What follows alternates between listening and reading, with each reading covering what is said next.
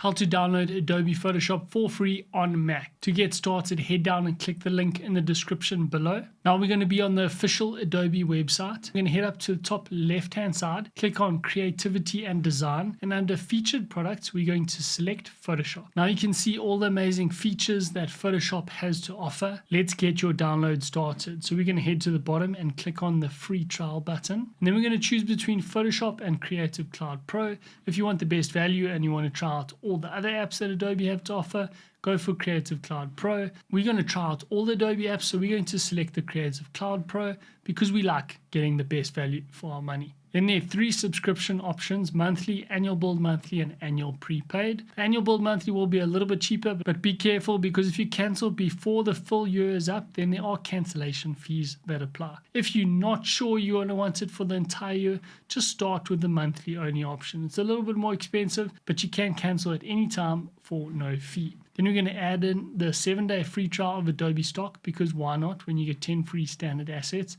and you can cancel it if you don't want to continue with it. Once we've made our selections, click the blue continue button. Then we're going to check all the figures are right, check that your due now is 0, so you're actually getting access to it for free, and then check when your 7-day free trial ends and how much you will be charged when the 7-day free trial ends. Once you've checked everything, enter your email address and click the blue continue button. Then we're going to enter our payment information, and that's going to start the download of Creative Cloud Pro, and then you can open that up on your Mac and we can start downloading Photoshop. If you get stuck anywhere along the way or you have any questions about how to get Adobe Photoshop, then please let us know in the comment section down below and we'll be happy to help you out. Thanks for watching, and we hope you enjoy Photoshop as much as we do.